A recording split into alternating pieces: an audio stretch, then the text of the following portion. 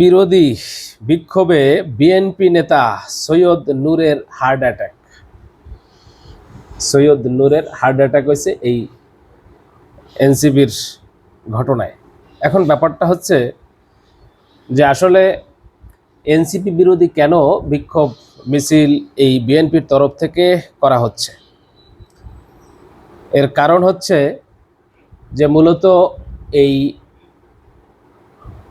BNP তারা এনসিপির বিরুদ্ধে কেন খেপল।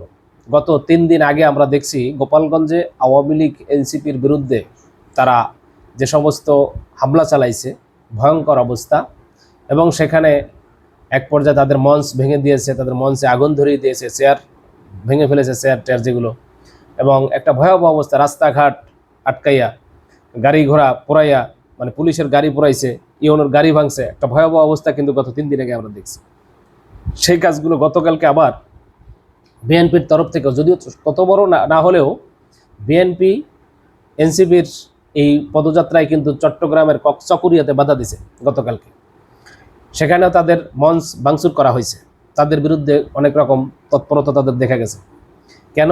কারণ তারা কক্সবাজারে একটা সমাবেশে, তাদের এই পদযাত্রায় সমাবেশে তারা বলছিল যে নতুন করে গডফাদার এসেছে শিলং থেকে, কিন্তু নাম উল্লেখ করা হয়নি। কিন্তু নাম উল্লেখ না করলেও বাংলাদেশের মানুষ বুঝে ফেলাইছে শিলং থেকে কোন গডফাদার এই দেশে আইছে। তার মানে নতুন করে চাঁদাবাজের এই যে মহারাজা চলে আইছে শিলং থেকে, এই ধরনের কথাবার্তা তারা বলছিল। যে কারণে তারা এই দলটিকে, মানে এই এনসিপির উপরে তারা এই ভয়ঙ্কর একটা পরিস্থিতি তৈরি করতে চাইছিল। এবং গতকালকে তারা সেখান থেকে আসার পথে আবারও দেখলাম এই যে শরীয়তপুরে, সেখানেও কিন্তু কারা যেন রাতে তাদেরকে বাধা দিতে যাচ্ছিল শরীয়তপুরে যাওয়ার সময়। সেখানেও রাস্তার পরে গাছ টাছ ফেলানো হয়েছে। কিন্তু কথা হচ্ছে আজকে এনসিপির বিরুদ্ধে এই বিএনপির পক্ষ থেকে তারাও এই যে বিক্ষোভ মিছিল করার সময় তাদের একজন নেতা, তিনি এই বিএনপির এক নেতা হার্ট অ্যাটাক করেছে। এবং এই যে একটা অবস্থা, অনেকেই দেখলাম যে অনেকের মন খারাপ, কান্নাকাটি করতেছে, তার প্রশংসা করতেছে।